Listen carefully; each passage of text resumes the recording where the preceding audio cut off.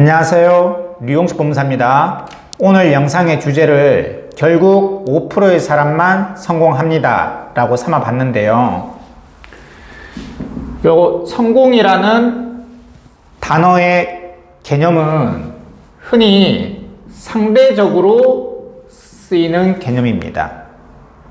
절대적으로 쓰이진 않죠. 절대적으로 쓰인다면 5%가 아니라 100%의 사람이 다 성공할 수도 있습니다. 하지만 우리가 성공이라는 단어를 썼을 때는 다른 사람과 비교를 통해서 저 사람은 성공했지 라고 얘기를 합니다.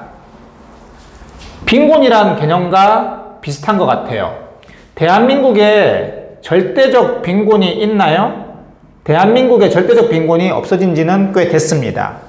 그런데 사회적으로 문제되고 사람들이 우울해하는 이유는 바로 절대적 빈곤이 아니라 남들과 비교를 통한 상대적 빈곤 때문이에요. 그리고 남들과의 비교도 저 멀리 못 사는 아프리카, 소말리아 이런 사람들이랑 비교하는 게 아니라 대한민국에 같이 사는 사람들 혹은 내 주변에 있는 지인들과 비교를 통해서 상대적 빈곤을 느끼고 상대적 박탈감을 느끼고 힘들어하는 거죠. 성공도 마찬가지인 것 같아요.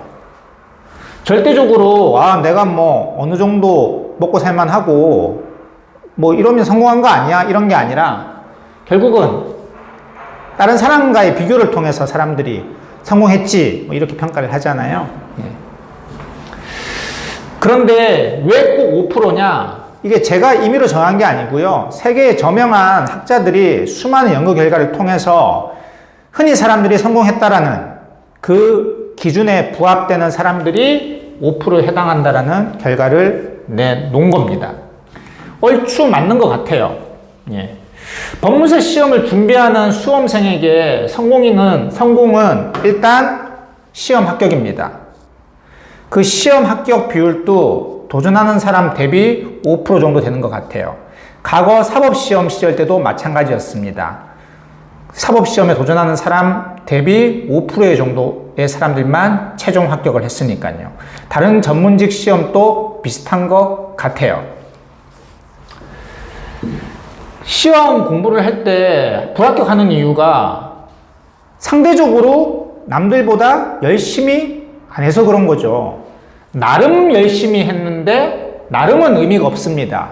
왜요? 절대적 기준이 아니고 우리 시험이란 것은 법무사 시험은 딱 130명만 선발을 하잖아요.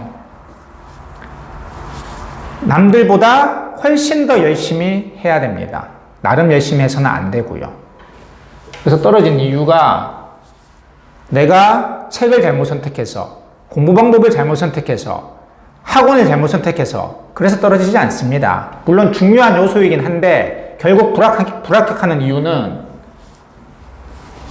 다른 사람들보다 열심히 안 해서 떨어지는 겁니다. 그렇죠? 그래서 이 성공은 결국 소수만 할 수 있는 거죠. 소수만. 그게 5% 정도 된다는 얘기입니다. 데일 카네기의 자기관리론에 보면 이런 문장이 있어요. 20명에게 어떻게 하면 성공하는지 가르치는 일은 되게 쉬운 일이다. 하지만 그 20명 중에 한 명도 그 가르침대로 실행에 옮기게 하는 것은 힘들다 라는 말이 있거든요. 그러니까 어떻게 하면 성공하는지 가르치는 거는 쉽다는 얘기예요. 20명에게. 하지만 그 중에 한 명에게 그 가르침대로 실천에 옮기게 하는 것은 힘들다는 얘기입니다. 20명 중에 한 명이면 5%죠? 이 책의 문구만 봐도 정말 그런 것 같아요. 그래서 여러분들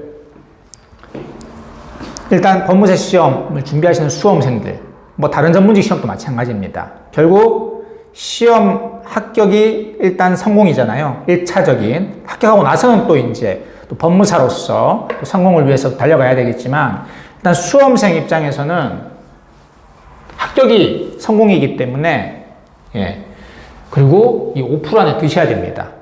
그러니까 20명이 공부를 한다면 20명 중에 1명이 되셔야 된다고요. 그 정도로 열심히 하셔야 됩니다. 나름 열심히 했다 그러면 안 돼요. 나름 열심히 했다 그러면 안 되고 절대적 기준이 아니니까 상대평가니까 뭐 어떤 시험들은 절대평가적인 시험이 있죠. 그거는 그 기준만 넘으면 돼요. 하지만 소위 말하는 중고시급의 전문직 시험은 전부 다 상대평가입니다. 나름 열심히 했다라고 자부하시면 안 되고 정말 남들보다 더 열심히 내가 최소한 20명 중에 1명은 되겠다 라고 하셔야지 이 5% 안에 들어서 결국은 수험생에게 성공인 시험 합격을 할 수 있는 겁니다. 그렇죠? 예, 지금까지 류홍석 법무사였습니다. 감사합니다.